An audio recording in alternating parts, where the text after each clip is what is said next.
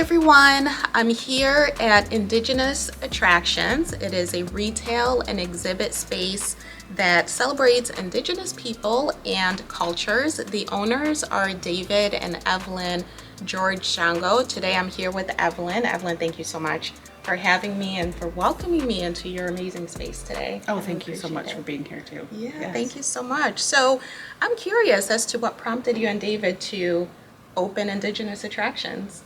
So we noticed that there was a kind of a void of cultural and Indigenous information in the area.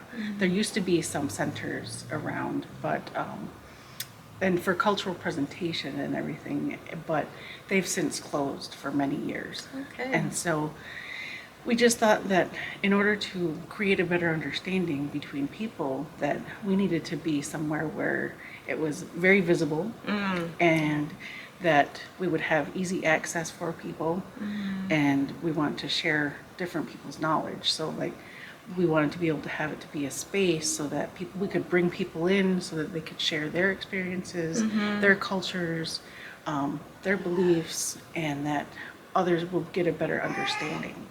And then that would create a better community too. Right.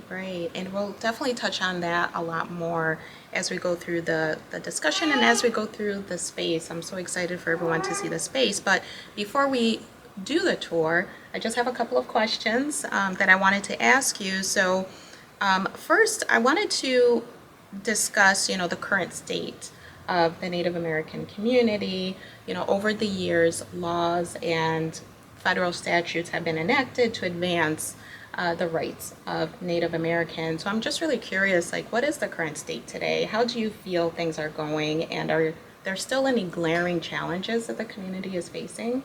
I think our communities are doing better. We still have a lot of struggles, but with the U.S. Secretary of the Interior, Deb Haaland, she's new. She came in with Joe Biden's administration. I believe she has a lot of the Indigenous communities in mind when she's putting things forward for, especially like natural resources and different legislation involving Native communities. So I think that is helping. Okay. So I think one of the major focuses right now is the health of our communities because of COVID. So it has been a great challenge because our communities are smaller, so the impact is actually greater. Okay. So we've lost a lot of people over the past couple of years, some to COVID, some to possibly related to COVID, some just elders in general.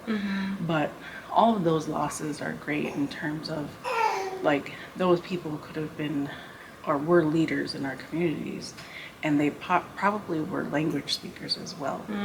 And since our language is considered endangered in most communities, it's a very huge loss. So those are things we're still working on a lot, because without our language, there's really no way to do proper ceremonies. Ceremonies make us unique, and then those create our culture, and those also make us sovereign. So those are really necessary tools that we have, but also having the language helps everyone understand everything around you much better. Right. And so language can be, English is kind of like 2D. My husband likes to describe it that way.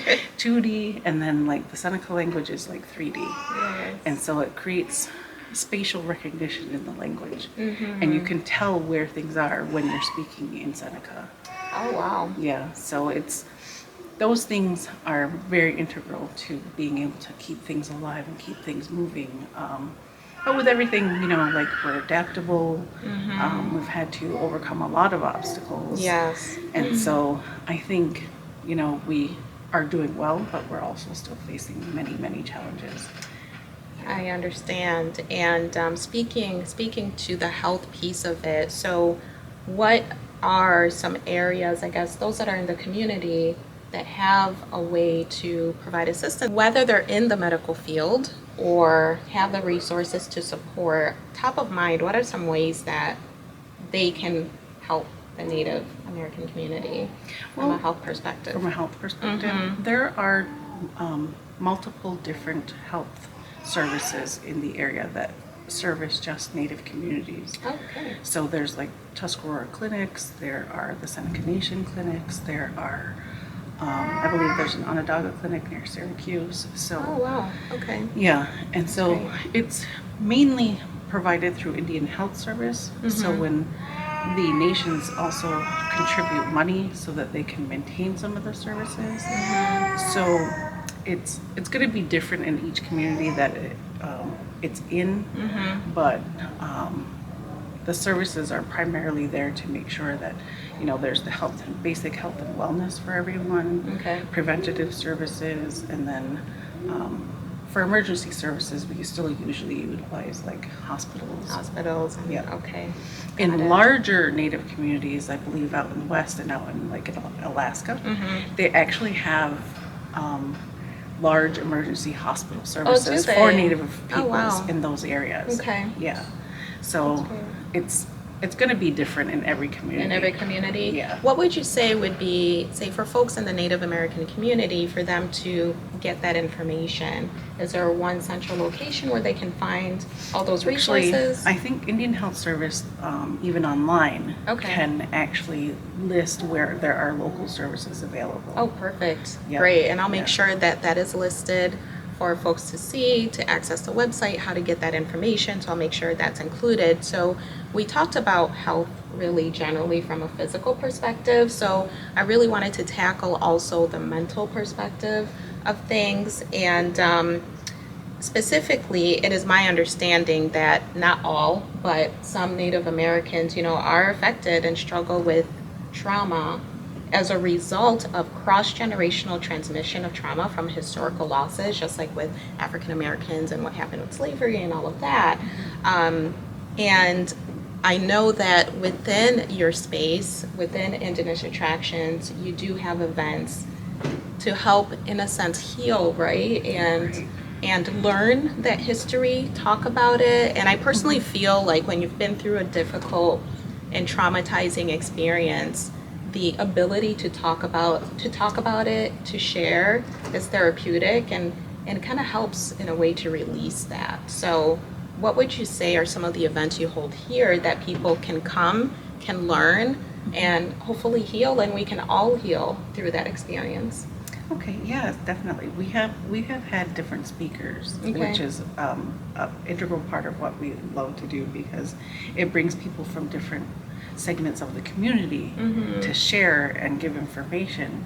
And so like we hope and we strive for it to be a safe space, so that when people go into the comment and question section of like someone's talk or presentation, that people are open to having questions, and you know, like, and it's been really responsive, because we've had people that's come great. in and listen to speakers and say, you know, like, I didn't grow up knowing this information, and I really, you know, want to respect the people from the communities, and I'm glad you have this so that I can really talk to someone and learn about And what, learn, and learn about firsthand. what I can do, what needs to be done, Yes. and what way they can help.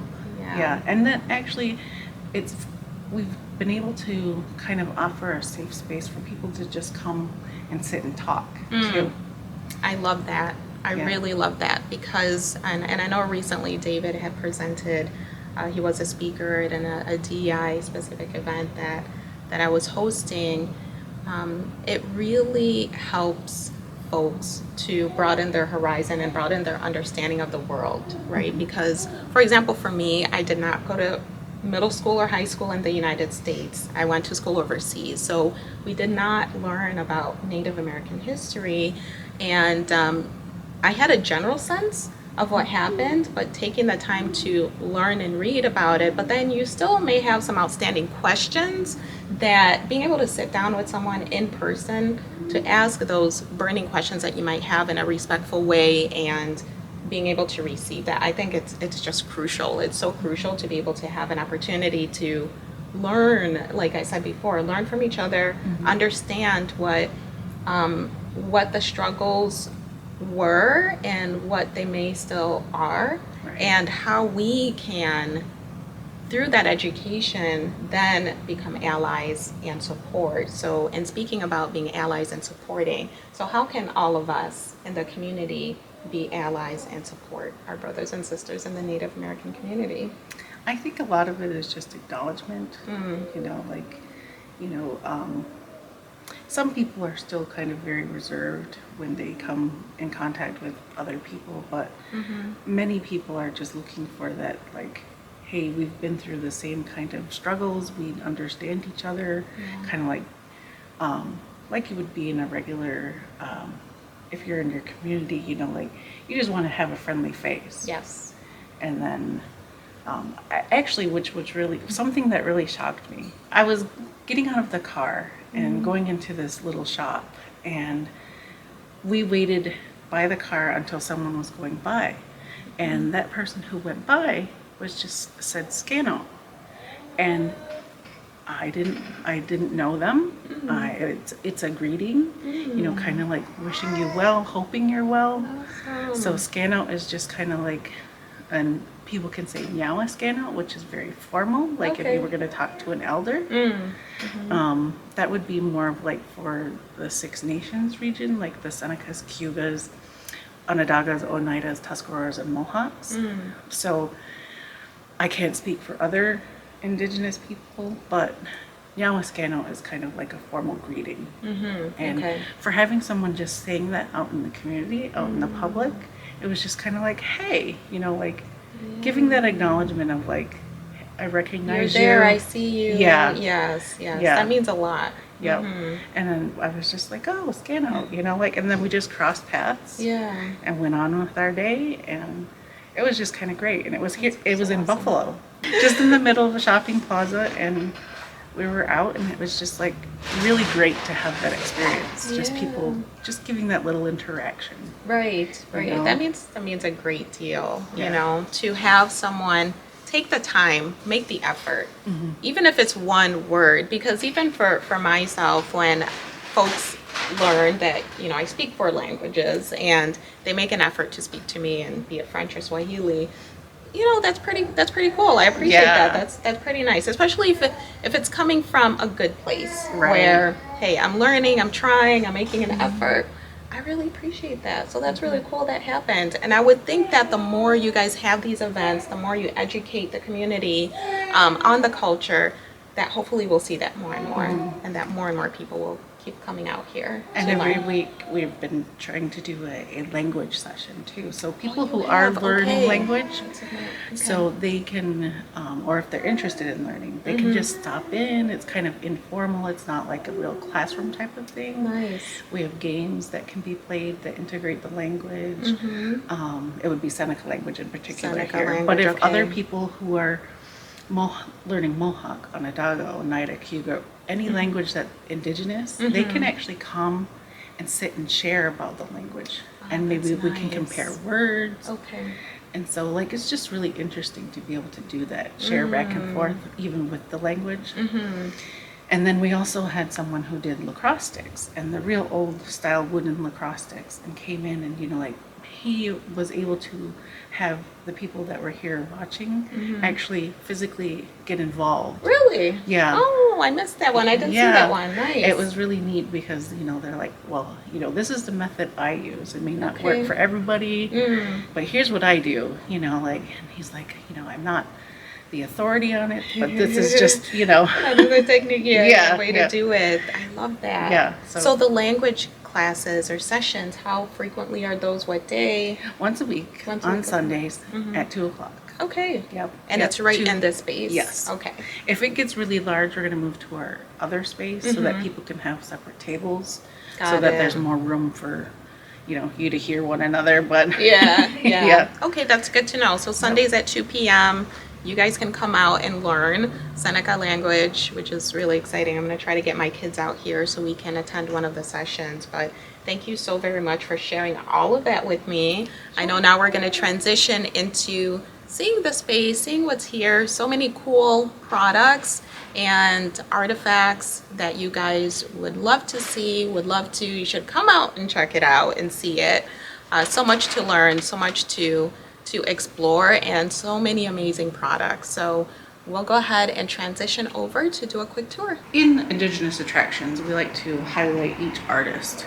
And so this section over here is the items here are from Longhouse of Lone, and the woman who is actually the head of the company, I would say, is Faye Lone. And she also has her daughters that work with her on different projects. So she calls her company Longhouse of Lone. So the longhouse, it's spelled different than regular a longhouse would be, but you know, that's their spin on it. So that, but a longhouse is usually the family unit and where we would live. So I think that's pretty neat that she worked that into the title of her company. So, but she has traditional clothing, she has contemporary clothing, kids clothing, fleece jackets, full regalia. For this one's like a male outfit. So it's a shirt and a yoke, and then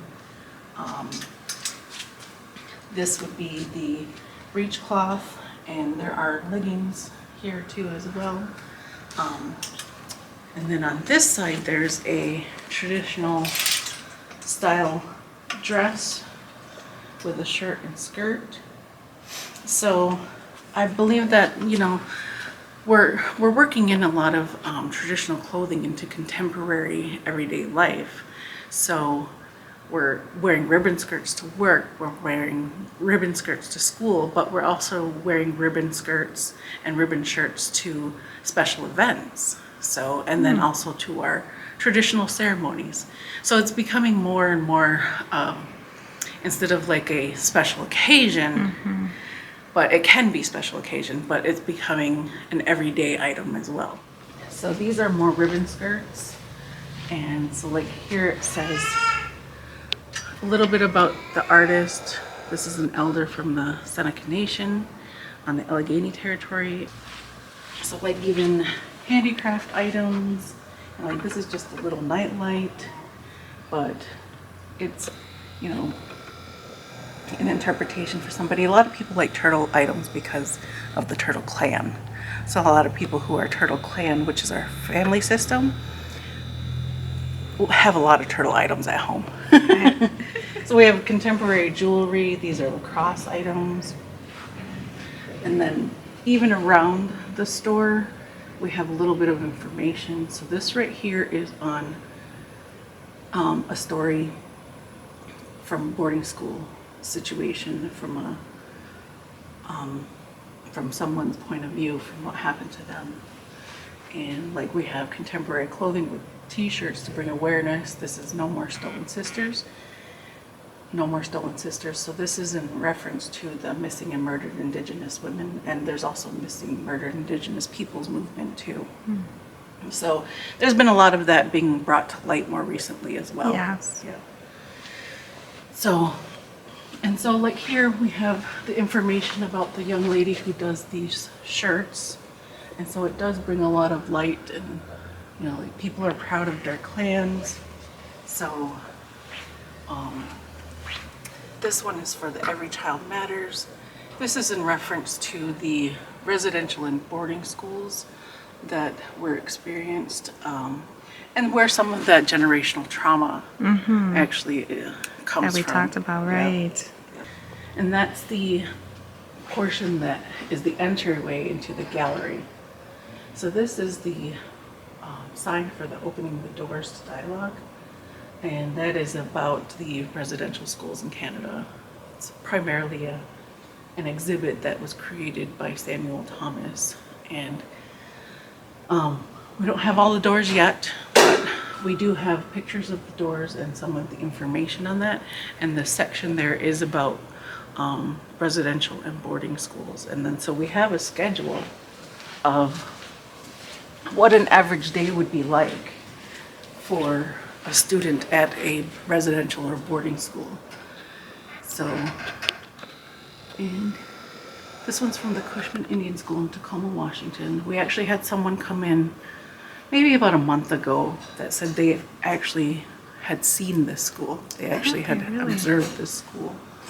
And as you can tell, it's very It's a structured. very, very structured schedule. Yeah. My goodness. So it's very common to see that a lot of the Indigenous and Native students would eventually go into the service, go into the Navy, Army, Air Force, different areas like that, because they were already used to this regimented schedule. But also being taken away from their homes and the different things that they knew, and then they also weren't really a part of their community anymore. Going into the service was kind of like, okay, I'm gonna go, and I have a place where I belong as well, because then they become a part of that kind of family. Right. Yeah. Right. Wow. So we have a lot more information on this as well, and we try to have QR codes around in different parts of the exhibits so that you can actually use your phone and bring up different information on things. So, Great. yeah. And this display goes over. Yeah, these are the different pictures of the doors that we'll be hopefully soon getting from the Doors to Dialogue. So those are actual doors that were acquired from residential schools in Canada, and Samuel and Thomas got together residential school survivors and clergy from those schools, and they actually had a discussion about what their experiences were. And if there weren't survivors available, their families were there. Wow. So it was very, like, that's one of the ways it can be therapeutic. So these different kinds of projects like that can really make a difference, and it's a way to begin that healing. Right. And then the clergy gave official apologies. Did they? Yeah. Wow. So they may not have been the ones involved in what happened, but they were The given act and yes, that means a lot. Yeah, so there's a lot of work that went into these items, and those beadwork on those panels on those doors were actually work that was done between the survivors and the clergy. They worked together. Yeah. So there's a lot more to it. When we have the doors, we'll also have like tablets that will actually have some of the stories that were told during those sessions. So it'll be very interesting. That's going to be a very emotional yes experience to go through that and listen to those stories, but very necessary. right. This section's a little bit more on animals still too. Animals of the woodland, so we have some tracking prints there.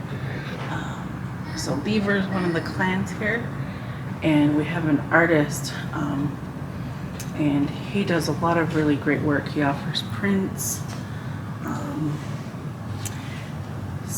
But this is one of his originals. Those are so pretty. Okay. So talking a little bit how nature, how, like we have a natural relationship with nature and the animals in our communities, So like when we talk about giving thanks for everything, we start with the earth and we work our way all the way up to the skies and the heavens. So we include all of creation. So that includes the grasses, the plants, the animals, the birds, insects, everything. Because we're all a part of this, living organism. We all have a give and take and share. Yeah. That's beautiful. Wow.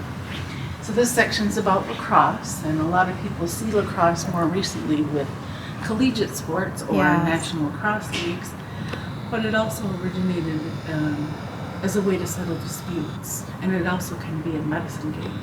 So instead of going to war, people would play a game of lacrosse, and the team that won the dispute. So I never knew that. yeah, it's really interesting. So like if you died during a game of lacrosse, because the field could be like miles long or a mile long, and you didn't have the equipment that they would wear now. So and the balls were had rocks inside. So you imagine that being thrown Wow. and then hitting somebody. If it really hit you hard, you're gonna get pretty injured. Yes. Wow. So, or if you were checked into somebody else and got knocked over, banged around and hit your head. Dying in a game of lacrosse was kind of similarly to dying in war and battle. So it was an honor, and instead of losing hundreds of lives, maybe you lost one or two in a game of lacrosse. So, yeah. That is new. I never knew that. Never heard of that. That's incredible. So they also call it the Creator's Game. So this is the same artist that did the beaver one. Okay. And so you kind of have a hint of the creator. He's looking on at them playing lacrosse, but you never really fully see all of the creator. Yes. So, Okay. and then that picture up there kind of shows how brutal the game of lacrosse could be. Oh boy. Yeah. No. But the word lacrosse came from the French, because when they came, they thought it looked like a cross, the stick that they used. Okay. Yeah. Wow. So, but it's like everything, it's evolved over time. Right. Yeah. Right. Okay. So missing and murdered Indigenous people are really what we're covering here. And so whether it's men, women, children, so this is to bring attention to that subject, because all over the world there are Indigenous peoples going missing. And Still till today? yes. Really? Yes, yes. And sometimes it takes a missing person from a more predominant, family or community or society, and then all of a sudden people are like, oh, we need to look at also the people, Indigenous communities that are around us that are also missing people. Have been missing Yeah. people, right? Okay. Yeah. Wow. So there was a young lady who went missing. She was out with, I believe, her boyfriend, and when they were searching for her, a lot of people don't know that in that process there were a couple different bodies found that belonged to Indigenous people from the region, Wow. that if they had the same If resources they hadn't, used. they never would have found them. Yeah, That's heartbreaking. yeah. Yeah. Yeah, so it just shows that disparity in the resources that sometimes we're not considered as important as Right. other people, Right. or we're not looked at as the same as oh, they just ran away, Mm-hmm. or oh, they're just, a lot of people It's consider not it- taken as seriously. Exactly. Yeah. Yeah, Oh man, yeah. that's And hard. so it's happening all over the place, and I've watched different documentaries on other communities that it's happened to, where young kids, and they never even did anything really about it Yeah. until maybe there was 10 or 12 missing. Exactly. Exactly. And then all of a sudden they're like, oh, there must be a problem. Let's look into it now. Yeah, yeah. My goodness. Okay. So this is just a little display about Indigenous marriage and ceremony. So this just has a little bit from mine and David's wedding here. So this is one of the blankets that we received as a gift, and then when we were married, they actually wrapped that blanket around us. So that's why we kind of have it displayed that way, so it looks like it's Okay. wrapped around. Yes. Yeah. So it also has our guest book. We incorporated traditional and contemporary I things love into that. our wedding. That's great. So, yeah, and then this gives you a little bit more information about multiple different kinds of Indigenous marriage ceremonies. Oh, that's great. Yeah. And then this section over here, David's doing more work on this. He calls it Art, Action, Adventure. And so, see, he touches on healing generational trauma with this as well. So using more contemporary things, there are comics that people are writing to, spread information, to give people ideas about our culture, beliefs, So there's Super Indian, Council Pueblo Justice, there's Tribal Force. So this is actually So it's Indigenous comic artists. So he has a list of different ones that are comic artists here. There are people who are comic artists who have also worked on video games, which are really popular, like, so a lot of people don't even know that they've had an Indigenous touch added to them, Oh, wow. Yeah, so, and then there are actual games that you can bring up that are for free, and so like this is about the Arctic, and so you can actually bring up different games you can actually play on your phone. Nice. So that's these cool. are some of the more contemporary ways that people are, working through that trauma and spreading information. Yes, Yeah. yes. Oh, I love that. That is really cool. And then the rest, everyone else can, get involved, learn, and have fun and be And learn entertained from and, it. and learn, yes, and be immersed in that. That's Yeah. really creative. It's really neat too because there are some even math games that are used that are Indigenous. Are there? Okay. Yeah. So yeah, he tries to, as soon as he learns about something new that's come out, then he tries to keep a list of them so that people can, Oh, that's use them nice. as a resource. Right. Yeah. Awesome. So a lot of people always ask about the Hiawatha belt there.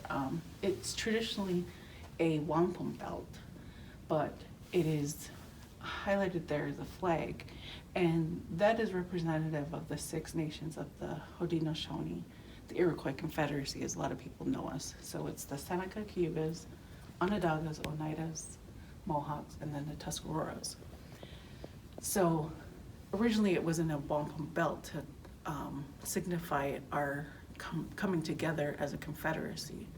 But in order to show that pride, it's used nowadays on different items like a flag. So like if you see somebody has it hanging in their window, they're probably more than likely from one of those nations. Okay. Yeah. So, like we have it for stickers, we have it on items of clothing, t-shirts, even shoes. Really nice. And then we have blankets, so a lot of people just like to. It's a great way to honor your heritage, Right. really. Yeah. That's beautiful, and that's a beautiful color. It's a beautiful color. And so the reason that the end of the flag there has the white segments that lead out is that the Great Law is always open to other people if they're accepting of the Great Law, and that the Confederacy always welcomes people in.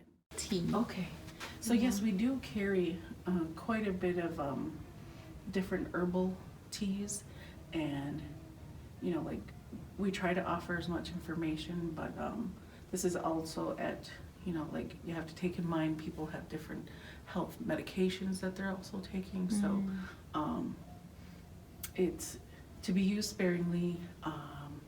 We sell it by the ounce, and usually the recommendation is to try it for about a week and see how you're doing with it. You get enough to try for about a week, and then probably extend out to a month to get the most benefit from it. Okay. Utilizing it every day, but we are expanding, and we're utilizing a certified herbalist too. Oh, nice. So yeah, we can get Excellent. appointments, like set up with somebody who wants to talk about like the medications, how it could combine with, possible interactions with different herbs. So What are the most common ailments, if you know, that people come in for to use these herbs? arthritis, Okay. yeah, definitely. Maybe headaches. Anxiety has been a big one, especially Really? recently. Yeah. Oh, wow. There are a lot of herbal remedies for anxiety. It has a lot to do with, especially COVID and being isolated, and a lot of it is fear from acquiring COVID, contracting COVID, or maybe being a carrier. So people get very concerned, and so a lot of people are looking for how to keep themselves, their immunity up, but also how to calm their anxieties as well from it. So yeah, so those are the most common ones, I believe. Sometimes we have people that ask about for depression, you know, so, and a lot more people are actually heading towards natural remedies instead of pharmaceutical remedies. Yes. And because they are, you know, from the earth, there are a lot of benefits from that. And so you may not get as many interactions, you know, or side effects. Side effects. Yeah. That's the Yeah. kicker. Great. Well, Yeah. thank you for sharing. Sure.